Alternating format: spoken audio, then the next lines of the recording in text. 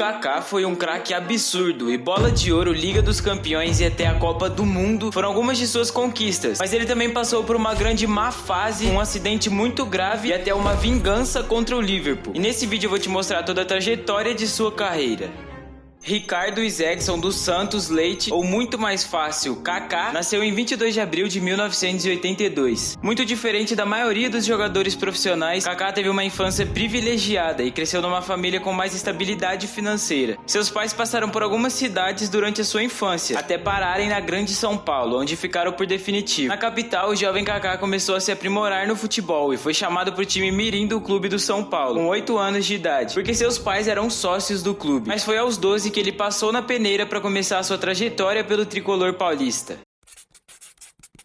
Naquela época, dificilmente alguém saberia do potencial do Kaká e até onde ele poderia chegar no futebol. Mas principalmente, poucos imaginavam que um dia, no seu primeiro ano como profissional, Kaká traria um título que o São Paulo ainda não tinha, mesmo entrando só no segundo tempo da final. Mas, antes disso, o que é importante e até curioso é que algum tempo antes dessa partida que apresentou o Kaká para o futebol brasileiro, talvez ele nem estivesse andando, porque ele passou por um grave acidente nos seus 18 anos. Numa simples brincadeira, Kaká bateu a cabeça no fundo da piscina e virou o pescoço. Nisso, ele acabou com uma fratura na espinha dorsal e quase ficou paralisado.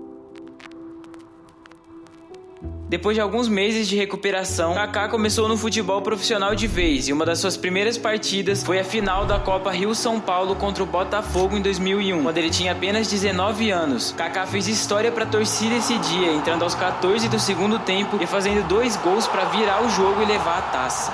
A partir daí começaram as comparações com outro grande ídolo do São Paulo, o Raí, e Kaká se consagrou como uma das maiores promessas do futebol brasileiro. As boas atuações de Kaká chamaram a atenção de Filipão, que resolveu dar oportunidade ao jovem jogador na seleção brasileira. No ano seguinte, ele levou o Kaká para jogar a Copa do Mundo. Agora imagine o quão bom e promissor era o Kaká na época, pro Filipão querer ele como reserva daquela seleção lendária campeã do Penta em 2002. E olha, naquele grupo em específico era ainda mais difícil de se entrar, porque aquela seleção era fechada e não era conhecida como a família escolar e à toa. Kaká fez parte e era o caçula, e mesmo tendo jogado só alguns minutos na Copa de 2002, ele foi campeão do mundo. Mas esse não era o momento de Kaká brilhar como protagonista na seleção brasileira, era só o início. Pelo São Paulo, Kaká já era um dos principais nomes em 2002 e foi eleito um dos melhores meias do Campeonato Brasileiro. Ele encantava com as atuações e impressionava com os números. Em 2003 seria difícil segurar o jogador no Brasil, e assim foi. Pelo Campeonato Paulista, Kaká e São Paulo foram vices para o Corinthians, e pelo Brasileiro, Kaká até fez algumas partidas, mas logo foi comprado pelo Milan da Itália por 8,5 milhões de euros. Foi lá onde ele viveu seu auge, onde ele venceu, se vingou e mostrou que seria um dos últimos craques geracionais do Brasil, e quem superou o começo de uma hegemonia de 2 craques mundiais. O futebol italiano já não era mais o mesmo de alguns anos antes e estava começando a perder força, mas de qualquer forma ainda era uma das ligas mais poderosas da época. Kaká teria que ter muita responsa para representar no Milan, que já tinha Rivaldo e o português Rui Costa na sua posição. No resto da escalação, o Milan só tinha Dida no gol, Nesta e Maldini na zaga, Shevchenko, Inzaghi, Seedorf, Pirlo e alguns outros. Não é qualquer um que é contratado para um time desse nível, e Kaká foi. E foi para ser uma das melhores contratações da história do Milan. E não demorou muito para ele se adaptar e já começar a tomar o lugar de Rivaldo e Rui Costa na equipe. Já na primeira temporada, Kaká ganhou seu primeiro título com a equipe do Milan, a Série A italiana. E pelo ranking da FIFA, o craque esteve entre os 10 melhores do mundo naquele ano. Ainda mais importante que isso, Kaká começou a virar ídolo para a equipe. E em poucos meses a sua camisa já era uma das mais vendidas do clube. Mas bom, continuando, presta muita atenção agora, porque vem uma das maiores histórias da trajetória do Kaká.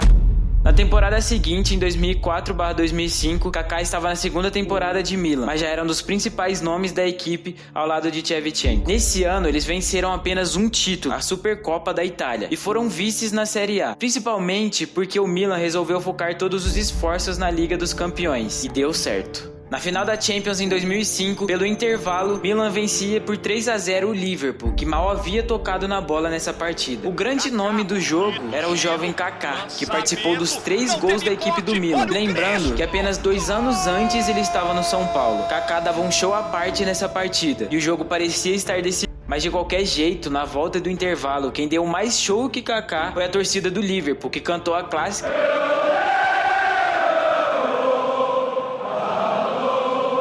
A equipe inglesa cometeu o crime e empatou o jogo em apenas 6 minutos. O clube italiano foi pra cima e o Liverpool se fechou de uma forma impressionante e teve que operar vários milagres para se manter vivo até o fim, que foi onde eles venceram o Milan, nos pênaltis. Essa foi um desfecho que poucos imaginavam. Kaká foi eleito o melhor meia da competição e novamente estava entre os 10 melhores do mundo. Mas de que isso adiantava sem o título?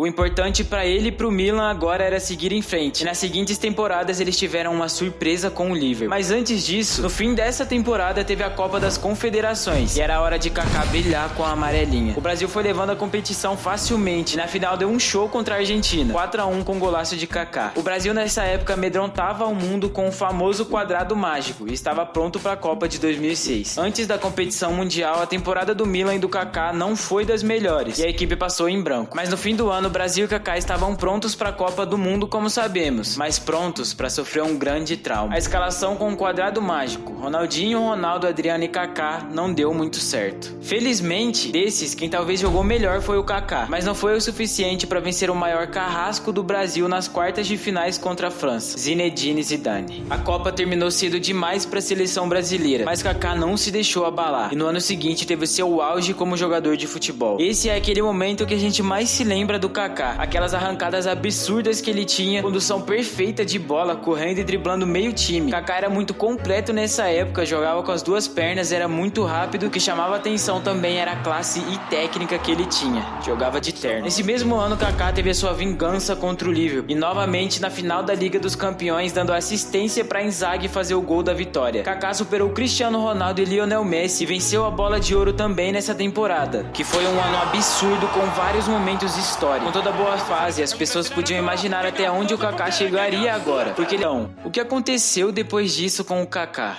No ano seguinte, Kaká não venceu muito, mas continuou jogando muita bola individualmente. E a mesma coisa no outro ano, jogando muito e vencendo pouco. Mas pelo menos no fim da temporada, Kaká foi novamente campeão da Copa das Confederações e sendo eleito o melhor jogador do torneio. Nessas últimas 3 temporadas, Kaká esteve entre os 5 melhores jogadores do planeta e só melhorava. Infelizmente, a sua passagem pelo Milan já estava acabando e na temporada 9 e 10 ele quase foi contratado pelo Manchester City. Mas por alguns motivos, como o pedido dos torcedores do Milan para que ele ficasse, ele acabou não indo. De qualquer jeito, no meio do ano, o Real Madrid, que estava fazendo contratações ousadas nessa época, veio em busca de Kaká e levou o brasileiro. Naquele ano, a expectativa cresceu muito no mundo do futebol. E parecia que Cristiano Ronaldo e Kaká, os novos contratados do Real Madrid, fariam uma dupla histórica, mas não foi bem assim. Já no começo, pelo Real Madrid, Kaká começou a ter problemas com lesões e jogou bem menos jogos. Viu o Barcelona ser campeão da La Liga e o Real Madrid ser eliminado de uma forma estranha na Copa do Rei e na Liga dos Campeões. No fim do ano tinha a Copa do Mundo, então não dava pra deixar isso afetar. Mas depois dessa Copa do Mundo, Kaká nunca mais foi o mesmo. Na Copa de 2010, Kaká era o principal nome da seleção brasileira. Ele novamente vestiu a camisa 10 amarela e representou o número. Foi líder de assistências dessa Copa, mesmo jogando sem estar 100%. Mas de novo não foi suficiente. Depois de outra partida estranha, dessa vez contra a Holanda, o Brasil foi eliminado e Kaká não conseguiu ajudar a seleção. Voltando para o Real Madrid, o Kaká nunca mais foi o mesmo devido à cirurgia no joelho que ele fez. Ele acabou ficando 7 meses sem jogar e quando voltou, claro que não teria muito espaço nessa temporada.